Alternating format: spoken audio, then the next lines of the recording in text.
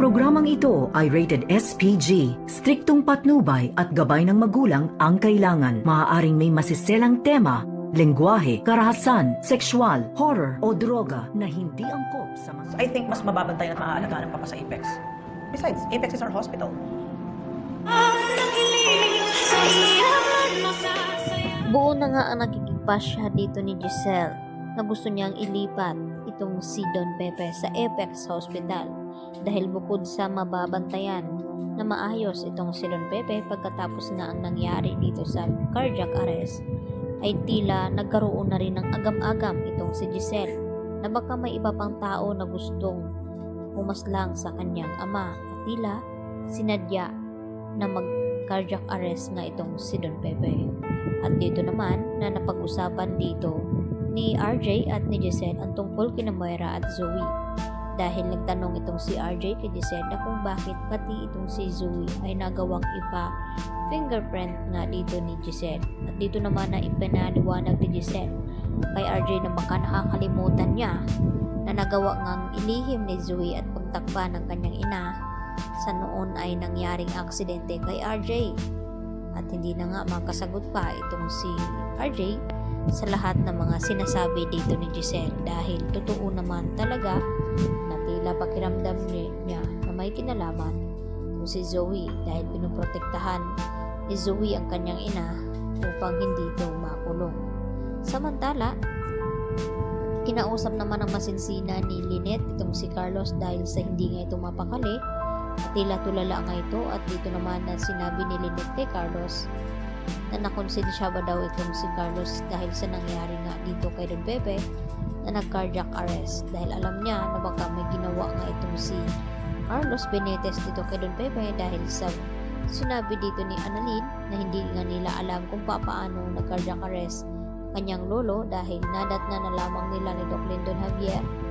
na ni-revive na nga ito ni Doc Carlos dahil nung kinausap pala ni Carlos itong si Don Pepe na sana daw ay mawala na ito kasabay ng mga sikretong nalaman ito na anak niya itong si Zoe ay dito na nga nagmulat ng mata itong si Don Pepe at dahil sa takot ni Carlos na baka magsalita ito at magkamalay na itong si Don Pepe nagawan niya nga ng masama kaya hindi nakayanan ni Don Pepe kaya nag-cardiac arrest ito. Dahil dito, maisipin naman ngayon dito ni Giselle na tila may traitor pa dito sa Eastridge Hospital sa kabila ng nangyari kay Don Pepe. Kaya agad nga nilang ililipat ito sa Apex at pababantayan ni Giselle ng mga kapulisan upang hindi na nga maulit ang nangyari dito kay Don Pepe dahil hindi niya daw hahayaan na mawala ito si Don Pepe sa piling ni Giselle dahil yun na lang kaisa-isa niyang pamilya. Samantala, aligaga naman itong si Zoe na hindi niya maintindihan ang kanyang sarili habang nagkukulong doon sa kwarto at dito nga na pinayuhan ni Moira na kinakailangan nga nilang dumalo dito sa vigil prayer ni Don Pepe na gagaling ito upang hindi daw sila mahahalata na sila nga ang suspect sa nangyari nga dito kay Don Pepe. At nang makabiyahe na nga itong si Zoe at nagdadrive dahil wala nga ito sa katinuan ay tila muntik-muntik ka ng masagasaan ni Zoe itong mga taong tumatawid lalo pa nagpakita sa kanya itong si Don Pepe na tumatawid at masama ang tingin sa kanya kaya hindi maiwasan ni Zoe na napasigaw siya dito at takot na takot. Baka darating ang isang araw na talagang mababaliw na lamang itong si Zoe sa kakaisip sa kanyang ginawa na nakokonsensya na nga siya nga ang dahilan na kung bakit naghihirap ngayon itong matanda na si Pepe. Kaya yan po ang ating patuloy na pakaabangan maya-maya mga kapuso kung ano pa ang magiging kahinatnan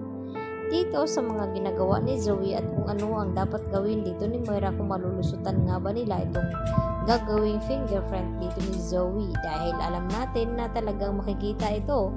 dahil sa mga medical supplies na nakuha ng mga kapulisan. Kaya yan po ang aking karagdagan latest update at maraming pong salamat sa inyong pananatiling panonood dito sa aking munting channel at hanggang sa muli, maraming salamat. Bye-bye!